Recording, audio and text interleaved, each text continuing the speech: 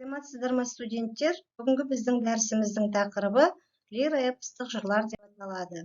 Дәріс сағатында біздер лиро-эпос жанрының өзіндік ерекшеліктері, көркемдік сипаты, лиро-эпостық жырлардың көркем үлгілері мен образ жасау ерекшеліктері, ғашықтық дастандардағы халық тұрмысының көріністері, әдет ғұрып салт сананың лиро-эпос сюжетінен алатын орны туралы сөз қозғаймыз. Ғашықтық дастандар бұл ең алдыменен әрине махаббат тақырыбына арналған. Қыз бен жігіт арасындағы ғашықтықты, сүйгені үшін ер жігіттің жасаған ерлігін баян ететін жырлар. Ғашықтық дастандарға халық эпосының ең көркем үлгілері ретінде қозы көрпеш, баян сұлу, қыз жібек, айман шолпан жырларын жатқызуға болады. Ғашықтық эпоста өзге де эпостық жырлармен салыстырып қараған уақытта басты тақырып, ең бірінші басты мақсат ол ерлік, ел қорғау емес, адамның жеке басының мүддесі, махаббат еркіндігі мәселесі алғашқы кезекке шығады. Демек, стадиялық жағынан алып қараған уақытта ғашықтық жырлар архаикалық қаһармандық эпостан кейінгі туған жырлар болып табылады. Ғашықтық жырларда тұрмыстың, салт сананың сұрауларын қамту көбірек ұшырасады. Сондықтан да бұл ғашықтық дастандарда қаһармандардың ішкі сезім күйлері, мінез қақтығыстары мен қайшылықтары кеңірек көрінеді. Ғашықтық жырларын белгілі дәрежеде романға жақындататын басты нышан да осы тараптан. Қазақ халқына жоғарыда біз айтып кеткен өзіндік ұлттық классикалық үлгілері болып табылатын қозы көрпеш, баян сұлу, қыз жібек, айман шолпан жырларынан басқа қазақ халқының арасына шығыстан келіп тарап төл туындыда етене жақын болып кеткен ғашықтық немесе романдық эпос түрлері де жат емес. Олардың қатарында Жүсіп Зілиха, Ләйлі Мәжнүн, Құсырау Шырын, Тахир Зухра, Боз жігіт, Сейфулмәлік сынды іңкәрлік жырларын қазақ эпосының дәстүрлі тарихынан айырып қарауға болмайды. Ең алдыменен осы ғашықтық дастандардың немесе лиро-эпостық жырлардың басты белгілері қандай дейтін болсақ, мынандай негізгі бағыттарды атап өтуімізге болады. Біріншіден, сезімге, мұң-зарға, сыршылдыққа көп назар салынып, адамның жан сезімі лирикалық шегіністермен жырланып отырады. Мәселен, Қыз жібек жырындағы әуелеп ұшқан алтығаз, етің шекер, сорпаң бал, атайын десем оғымаз, болып қалды енді жаз, көкешім деп сансызбай, еркелеп кімде қылар наз деп Төлегеннің өмірден өтер алдындағы сәтін осындай жыр жолдарымен бейнелейді. Ғашықтық дастанының екінші бір өзіндік белгісі, өзіндік бір ерекшелігі, бұнда салт дәстүр көріністері молынан жырланады. Мәселен, Алланың әміріне көнселік, көздің қыры түскенін көрселік, ұл туар ма, қыз туар ма заман болса, уағда менен қалыңсыз беріселік деген, мысалға қозы көрпеш, баян сұлу жырынан келтіріліп отырған жыр жолдарында уағдаменен дейтін сөздің беретін жалпы мағынасы келісіммен, уәдеменен деген сөз. Яғни бұнда тек қана тап бұл бір мысалдан ғана біз келтіре, бұлардан өңге де көп деген мысалдарды келтіруге болады. Ғашықтық дастандардағы келесі бір белгі, мұнда ғашық жандар әрі және соларға қарсы топ бар екендігі көрінеді. Мәселен, Төлегенді Қыз жібек жырында қолдайтын жастар болса, ол жастардың махаббатына қарсы тұратын Базарбайдың тобы бар. Немесе Қозы көрпеш, баян сұлу жырындағы оларға қарсы тұратын топ Қарабай мен Қодар тобы. Міне осы секілді ғашықтық дастандарда бұрынғы жаңағы бағытпен айтатын болсақ, ұнамды, ұнамсыз бейнелер деп жіктеуге болар еді. Дегенмен де, мәселен, жаңа Қозы көрпеш, баян сұлу жырындағы Қарабай, Қодар образдары сол қозы мен баянның образы секілді, бұлар да таптық феодалдық қоғам сатысында туған. Дегенмен де Қарабай мен Қодарды ұнамсыз деп жіктейтін болсақ та, шын мәнісінде келген уақытта сол ұнамсыз болып суреттелетін бейнелердің жаңағы сомдалуы әлде қайда шынайы, өте шыншыл суреттелген. Яғни Қарабайдың сараңдығы, Қодардың өзімшілдігі, қараулығы бір жағынан әсерлі түрде фантазияланып отырады. Бұл нені көрсетеді? Яғни сол бұл эпостық жырды жырлаушы халықтың образдау жүйесіне аса жетік болғандығын танытады екен. Енді біз жаңағы ғашықтық дастандар дейміз, немесе лироэпостық жырлар дейміз. Болмаса қазіргі таңдағы ғылыми терминмен айтқан уақытта романдық эпос дейміз. Міне солардың ішіндегі аса бір көркем үлгісі классикалық түрі болып табылатын Қозы көрпеш баян сұлу жырына тоқтала кеткіміз келеді. Енді академик Мұхтар Әуезовтің айтуынша, бұл жырдың өзінің басты ғибрат беру сарыны әлдеқайда көп жырларға қараған уақытта өте күшті. Қаһармандардың бір парасы, мәселен, жамандықтың үлгісі болса, екінші бір парасы жақсылықтың үлгісінде болып суреттеледі. Мысалға, өте қатты қатыгез Қарабай, Қодардың жауыздығы, Мұстанның бейнесі, Сасан би, опасыз жеңгелері, бұлар зұлымдықтың жоқшылары болатын болса, Қозы, Баян, Айбас, Ай, Таңсық, бұлар ізгіліктің, әділеттің жоқшылары. Жырда міне жауыздық пен әділет жүйесінің тартысы осылайша суреттеледі екен. Осы Қозы көрпеш баян сұлу жырындағы оқиғаның түп негізі Қарабай мен Сарбай бейнесінен басталады әрине. Осы Қарабай мен Сарбай бейнесінің өзі жырлануына байланысты Қарабай кейіпкер ретінде кейбір жырларда Қара хан, Қараты хан десе, Сарбайдың бейнесі Ақ хан, Ақ бас хан деп суреттеліп те жүр, енді варианттылығына байланысты. Бастысы осы Қарабай мен Сарбайдың бейнелері халықтың ұғымында жауыздық пен ізгіліктің, яки ақ пен қараның бір реалды шынайы шыққан образдар іспетті. Енді символикалық мәні аса бір ерекше болып табылатын есім бұл Қозы көрпеш атауы. Фольклортанушы ғалым Қоңыратбаевтың айтуы бойынша, Қозы көрпеш енді біздің тілімізде ғана кездесетін сөз емес, сонымен қатар ұйғырларда бози көрпеш дейтін тіркес бар екен. Қазақта сонымен қатар боз жігі дейтін сөз бар. Өзбекте боз ұғылан дейтін сөз бар. Жалпы қиссаларда боз дейтін сөз кездеседі. Міне бұл сөздің өзі қазақтағы қозы дейтін атаумен түбірлес келеді деп есептейді екен. Көрпеш дейтін ұғымның өзі Махмұд Қашқаридің сөздігінен алып қарайтын болсақ, от сөзімен түбірлес, мысалға ол беденің бір қарыс не одан да ұсақ уақытта, өсіп тұрған шөптің бір бойы бір қарыс болған уақытта, немесе одан да кішілеу кезеңдегі аты. Шөбі шүйгін жерлерді көрген уақытта халық мысалға мына бір жер отты жер екен дейді. Яғни отты жердің беті тегіс болып шөп біркелкі шығып, жаңағы көздің жауын алатындай көркем, әрі жаңағы бір тегіс біркеліңкі қалың шыққан жерді айтамыз екен. Сондай-ақ жеміс деген ұғыммен қатар арылатын болса, бұл бір рет теріліп алынғаннан кейін екінші қайта шыққан өнім.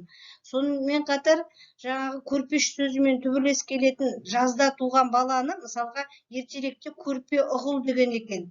Немесе мезгілсіз туған қозы-лақты, ешкі бұзауды осындай ұғыммен атаған екен.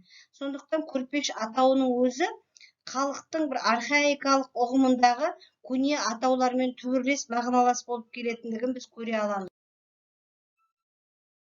Енді жалпы Алматы өңірінен жазылып алынған диалектілерде мысалға бұл көрпеш ұғымы, мысалға жоңышқаның 3-ші рет орындысы бұл көрпе-көк деп аталады екен. Сондай-ақ түркмен тілінде көрпе дейтін сөз көк майса мағынасында қолданылады екен.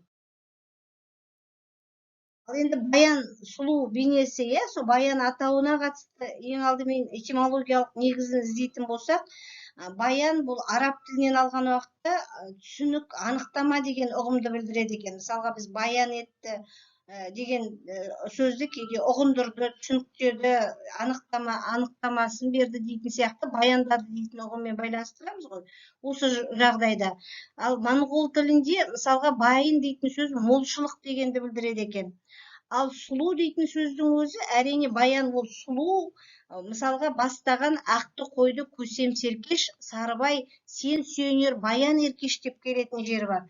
Сондай-ақ мен Сарыбай жалғызы баян еркеш дейді. Яғни сұлу дейтін сөзі еркеш сөзімен мағыналас болып, өзінің сұлулығы, еркелігі, еркесі дейтін сияқты осындай мағынада қолданылатындығын да айту керек. башқұрт жырында мысалға баяна дейтін сөз бар екен, яғни орыс тілінен мағынасын аударған уақытта ақылды аңшы. Татар жырында паян дейтін сөз бар. Алтайдың жаңағы тілінде қозын ірке ішінде байым сұр байдың қызы мағынасында келеді екен. Осы мысалдардан келтіру арқылы біз осы атаулардың жалпы түркі тілдес, түркі тектес халықтарға ортақ екендігін көре аламыз екен. Дербісәлінің нұсқасына мысал келтіретін болсақ, барады қаз қаңқылдап атпа балам, қолымнан ыстық бидай татпа балам, қодар менен жапардан жаның қалмас, баян атты жарыңа жетпе балам. Сал болып тамам кәуір тұрып еді, әлі жаппар тапты ақыл ойымен. Мәселен, Эльвинский жазып алған нұсқада бір адам жиын жақтан келе жатыр, әлі жапар болмасын қодар кәпір. Атаңның бір күндері азат еді, би болған азат болып заман ақыр. Шоқ терекке әлекке келдік жуық, зорлай берсең кетпес пе көңілім суып. Ойнар күнің ілгері қодар еке, қозы екені қоялық таза жуып дейтін Жүже нұсқасында былай жырланады: далада 8 құлдың 6-ы өліп, қодарымен әлі жапар үйге барды дейді. Бұл арада қодар Ноғайлының еліндегі Шақшақбайдың жалғызы да, әлі жапар қыз әкесі Сарыбайдың еншілес құлы. Міне осы қозы көрпеш баян сұлу жырына қатысты кейбір атауларға тоқтала кеттік. Бұл арада біз бұл жырдың көне архаикалық тегін анықтаумен байланысты ұғындырып отырмыз. Ал енді осы қазақ халық тарихында, қазақтың ауызекі әдебиетінде классикалық жыр ретінде сақталған көркем үлгілерінің бірі бұл әрине Қыз жібек жыры. Қыз жібек бұл қазақтың ғашықтық дастанын баян еткен, халықтың әдет ғұрып салт санасының бір мол үлгісін танытатын бір керемет ерекше жырларымыздың бірі. Бұл Қыз жібек жырының өзі бір өзінің құрылымы жағынан, оқиғадағы жаңағы байланыстың өзін шиеленісіп дамуы жағынан бір нағыз қазақтың өзіндік төл туындысы екендігін танытады екен.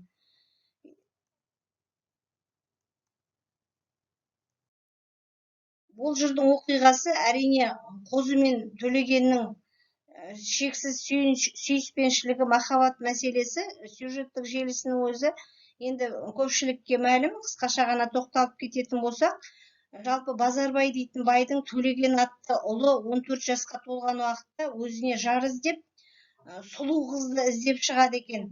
Енді осы жырда қыздардың сұлулығын суреттеу, көркемдік тілмен жеткізуде қазақ халқының тілінің соншалықты біз бай екендігін танимыз. Төлегеннің алдынан шыққан сан мың керуен көштің ішіндегі сұлу қыздың суреттеліп жырлануы, сұлу қыздың портреті бір-бірін қайталамайды, өзгеше өрнекпен кескінделеді екен. Енді осы көп көшті аралағаннан кейін Төлеген Сырлыбай ханның Жібек атты қызына ғашық болады. 3 ай бірге болып Төлеген еліне барып келмек болып, өзінің туған жеріне сапарға кері аттанады екен.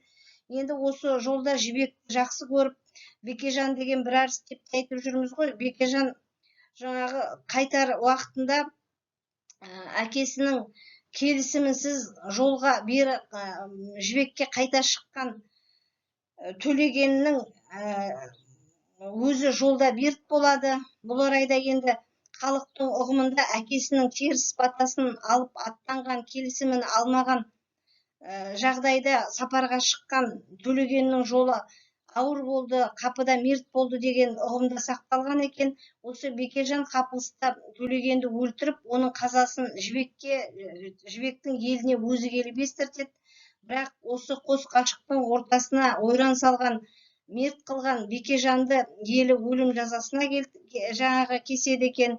Бірақ жырдың өзі бұнымен аяқталып қалмайды. Халық жырлаған осы ғашықтық дастанда жырдың 2-ші бөлімінде Төлегеннің ер жеткен інісі Сансызбай әмеңгерлік салты бойынша жеңгесін іздеп келіп, қоршаған жаудан елді құтқарып, өзі әмеңгерлік салтыменен жеңгесін өзі әйелдікке алып, қалмақтың ханы Қоренді өлтіріп, Жағалбайлы елін жаудан азат етіп, осы жырда барша мұратына жетумен аяқталады екен. Енді Төлеген қандай кейіпкер? Бұл әрине қазақ эпосы, қазақ фольклоры үшін жаңа кейіпкер. Жалпы Төлегеннің бейнесі ол қозы көрпештен де өзгеше. Қозының бейнесінде батырлық қасиеттер көп болатын болса, Төлеген бұл бір жағынан нағыз лирикалық кейіпкер. Ол бір бай болуды, батыр болуды мақсат етпейді, оның арманы өзіне лайықты сұлуды сүю, оны өзіне өмірлік жар ету. Жыршы да осыған баса назар аударып отырып айтады: батырлық, байлық кімде жоқ, ғашықтық жөні бір басқа дейді. Демек, сол кездің қоғамында осындай ой пікір болған. Яғни махаббатты өте таза, барлығынан ерекше биік сезім дейтін ұғым қалыптасады. Бірақ оған кез келгеннің қолы жете бермейді дейтін мағына тағы да бар. Міне осындай ерекше сезім Төлегенді жаңа жоғарыда айтып өткеніміздей, әкесінің оң сапарға аттандырған бата бермегеніне қарамастан алыс сапарға аттандыратын Төлегеннің негізгі бойындағы бір ғана басты жаңа ерекшелік ол ғашық болу, сүйген жарына қол жеткізуге ұмтылу. Міне осы Төлегенді басқа эпостық жырларға қараған уақытта ерекшелеп тұрады екен. Басқа батырлық жырлардағы ғашықтық дастандардағы басты кейіпкердің сомдалуында ол бір ерекше басқа кейіпкер аң аулауы мүмкін, бір мал баққан жағдайы кездесуі мүмкін, батырлықты ерте танытуы мүмкін. Ал енді Төлегеннің бойында аса бір ғайыптан пайда болған, сәт санап, сағат санап тез өсіп жетілу дейтін нәрселер тағы да кездеспейді екен. Есесіне жасөспірім шаққа жеткен уақытта ол өзіне пара-пар сұлу қыз іздей бастап, ат тұяғы жететін жердің барлығын аралап шығады. Сөйтіп қыз жібек туралы естігеннен кейін Төлеген қалайда сол мақсатқа аттанады екен. Енді осы қыз жібек жырындағы басты кейіпкерлер әрине Төлегеннен басқа қыз жібек, Сансызбай, Базарбай, Сырлыбай, Қаршыға, Шеге, Бекежан, Қорен сынды бейнелер. Жырдың жалпы композициялық құрылымы оқиға Жағалбай еліндегі жаңағы оқиғадан басталады. Төлеген жар іздеп жолға шығады, Төлеген мен жібек кездеседі. Нағыз шиеленісу кезеңі Бекежанның Төлегенді мерт қылуы. Ал сюжеттің шарықтау шегі бұл Қорен қалмақтың қыз жібекті айттыруы болса, сюжеттің шешімі бұл қыз жібектің Сансызбайға қосылуы болып табылады. Ал Сансызбай қандай бейне? Бейнесі бұл әмеңгерлік салт бойынша қазақтың салт дәстүрін кері таптамаған, өзінің жеңгесіне қол жеткізіп, сол жолда ол ерлік көрсетеді екен. Ал Қаршыға мен Шеге бейнелері қандай? Бұл Қаршыға мен Шегенің образдары ежелгі жаңағы ғашықтық жырлардан гөрі бір өзгеше сипатты. Бұл екі образда танытады екен. Жалпы қыз жібек тұтас эпосқа, көркем жырға айналған заманда және одан кейінгі дәуірлерде ер адам туралы қоғамдық идеалдың ауысқаны байқалады. Ер адам тек қана қара күштің иесі ғана емес, ол барлық нәрседен хабары бар, ол ақылды, ол шежіреші, ол сөзге ұста, жалпы сегіз қырлы, бір сырлы дос адам қандай болу керек? Міне осы образдарды танытады екен. Бекежан мен Қорен бейнесі бұл әрине ұнамсыз кейіпкерлер, бірақ дегенмен де жырға үлкен серпіліс беретін, көркем шығармаға қасиетті дарытып тұрған ерекше бітіспес тартысты көрсететін бейнелер, жалпы ширықтырып, күшейтіп, жырдың сюжетін, композициялық құрылымын нәр беріп отырған бейнелер деп айта кетуіміз керек екен.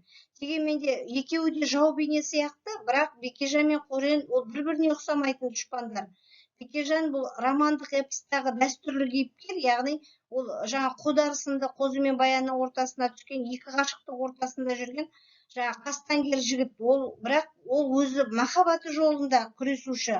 Ал Қорен хан болатын болса, ол Бекежаннан өзгеше дұшпан. Қорен ол елдің ішіндегі қаскүнем емес, ол сырттан келіп отырған жау. Бірақ жау болса да ол нағыз батыр, өзінің ойын ашық айтады, күшіне сенеді. Және жібек өзіне ғашық болмаса да күшпен алатындығын жасырмайды. Сондықтан Сырлыбайға қызыңды бермесең еліңді шабам деп бүкіл ауылды қамап тұтқында ұстайды екен. Ал енді адамгершілік тұрғысынан келетін болсақ, бұл да әрине зорлық болып табылады. Енді Қорен мен Бекежанды салыстырып қарасақ, екеуі де жағымсыз кейіпкер, бірақ жоғарыда айтып отырғанымыздай бір-біріне ұнамайтын кейіпкер. Бекежан сырттан келген жау емес, ол қазақтың ішіндегі өзінің өкілі, өте пасық, өзгенің жақсылығын көре алмайтын адам. Ол бірақ ғашықтық жолында, оны да кінәлауға болмайды, ол сол ғашықтыққа сондай қаскүнемдік жолмен жеткісі келеді. Сондықтан да эпоста оны қарақшы деп аталады екен. Қарақшының болмыс бітіміне сай әрекет жасайды екен. Бірақ Бекежанда айлакерлік бар, онда қулық бар. Ол Төлегенді өлтіру жолында ол алдын ала барлық аярлыққа барып, ойлап, жоспар жасайды екен. Енді сондықтан елдің іштен шыққан жау жаман деп қазақ бекерге атамайды ғой. Халық Қоренді емес, сырттан келіп отырған жау Қоренді емес, Бекежанды қарғайды екен. Сондықтан оны ит өлімге қияды екен. Міне зұлымдықтың, жауыздықтың бейнесі Бекежанның бойында осылай сипатталады. Халық мұндай зорлықты ұнатпайтындығын Бекежан бейнесі арқылы көрсетіп отырады. Сіз соңында дәрісімізге қатысты әдебиеттер тізімі, ресурстар көзі көрсетіліп отыр. Сағатының бойында осы тақырып бойынша білгендеріңізді, нені білуге тиісті екендігіңізді кері байланысқа шығып, тапсырмаларды орындауларыңызды біз сұраймыз. Осыменен дәріс сағатымыз аяқталды. Сау саламатта болыңыздар.